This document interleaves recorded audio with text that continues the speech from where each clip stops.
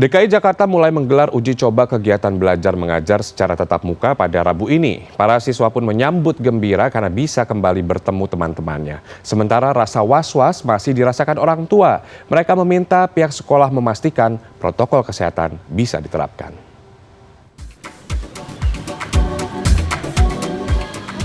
Pengukuran suhu tubuh menyambut kedatangan siswa SD Negeri Cideng 07 Gambir, Jakarta Pusat Rabu pagi. Murid pun harus mencuci tangan sebelum masuk ke ruang kelas. SD Negeri Cideng 07 adalah salah satu sekolah di Jakarta Pusat yang hari ini menggelar uji coba pembelajaran tatap muka. Saat berada di kelas, para siswa diharuskan memakai masker serta pelindung muka yang juga disediakan oleh pihak sekolah. Sementara bagi orang tua hanya diizinkan mengantar siswa hingga ke depan gerbang sekolah. Selain itu, siswa juga diminta untuk membawa bekal makanan dari rumah. Serupa dengan SD Negeri Cideng 07, SDN 05 Rawasari Cempaka Putih, Jakarta Pusat, hari ini juga menggelar uji coba pembelajaran tatap muka. Meski menyambut baik dimulainya pembelajaran tatap muka, rasa was-was masih dirasakan sejumlah orang tua siswa. Mereka meminta pihak sekolah untuk memastikan protokol kesehatan diterapkan baik oleh siswa dan guru. Mungkin nggak perlu lama-lama ya, mungkin ya kita 2 jam lah maksimal. Nah, kalau lama-lama kan khawatir juga ya, main interaksinya terlalu, jadi belajar 2 jam nanti pulang gitu. Ini begitu dulu, nanti sampai penurunan dari virus itu signifikan.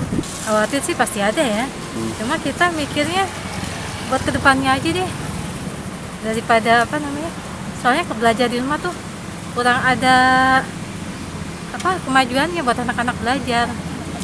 Udah gitu anak-anak juga udah kangen sekolah. Jadi pengennya sih yang terbaik aja buat anak. Selain sekolah dasar, sekolah menengah atas dan kejuruan di ibu kota Rabu pagi juga melakukan uji coba belajar mengajar secara tatap muka, seperti di SMK Negeri 32 Jakarta Selatan.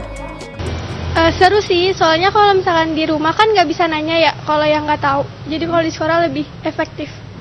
Lebih efektif ya pasti yang sekarang ya, bukan PJJ, karena di sini kita kan langsung praktek, bukan teori lagi. Apalagi nanti kita mau masuk ke magang, jadi kita harus ngejar semua praktek yang ketinggalan.